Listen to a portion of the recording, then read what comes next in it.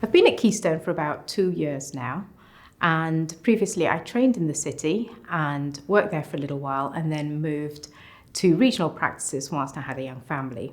Being in private practice, I found it frustrating that when you get to a certain level, you're being asked or encouraged to develop a specialism, grow a client base, and build client relations, which essentially are the components of running a practice. But yet when it comes to being creative and developing that any further, I felt I was hampered by internal politics or the bureaucracy within a firm.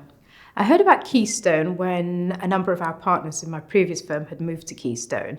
So naturally, when I was looking to make a move to a consultancy firm, Keystone was going to be an obvious choice for me to look at and research. Why I chose Keystone above the others is because they were just streets ahead. They'd been doing it for much longer than the other firms.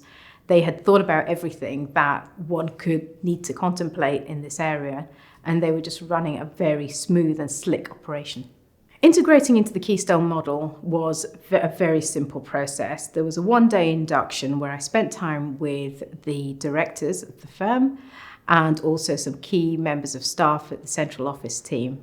The process and procedures were explained to me, and soon after that I received a gift box which was full of all the goodies that I needed to practice as a lawyer based from home, which I hadn't even appreciated that I needed. So things like my stationery, envelopes and letterheads and corners, the stamps you need, and the all-important business cards. So I was all set up and ready to go in a couple of days.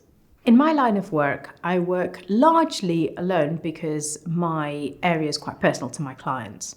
So it involves getting to know them and their families very well. That said, I have hired a PA who was onboarded very effortlessly by Keystone.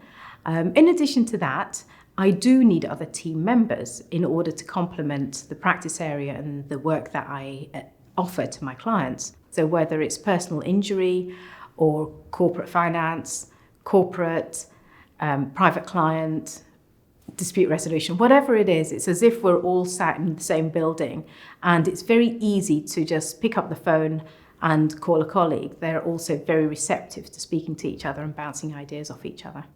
Keystone helped me to grow a network within the firm by providing me right from the outset with a number of contacts who have complementary practices. And before I knew it, I was emailing them, and I had a raft of welcoming emails from all interested colleagues. And before I knew it, I was growing my practice without even having to think about it. It was all quite effortless. Other lawyers at Keystone are first and foremost happy lawyers. Usually when you put a group of lawyers together in private practice, they all just moan about their life and their practice areas and their colleagues. At Keystone, there's none of that. You put a group of Keystone lawyers together and they are happy, they're jovial, they're keen, interested, engaged, they're entrepreneurial, creative, and most of all, they are high caliber lawyers. They are usually partners from ex-city firms. They know their stuff, and I know if I'm going to put them in front of my clients, they're going to be in safe hands. Keystone's made a huge difference to my life and my finances. Joining Keystone has allowed me to have a life.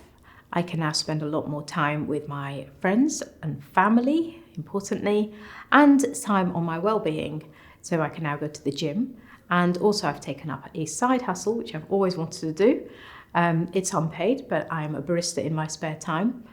And none of these things would have been possible if I was in private practice. Financially, whilst I spend a lot less time working, I earn significantly more. If you're considering joining Keystone, I would say think carefully about what makes you happy as a lawyer. And I'd be very surprised if Keystone can't deliver the components to make that happen. In addition, I'd say find out exactly how much you need to earn, break it down into hours, and you'll find that you probably don't need to do very many hours at all. And have a business plan. Be brave, take the leap.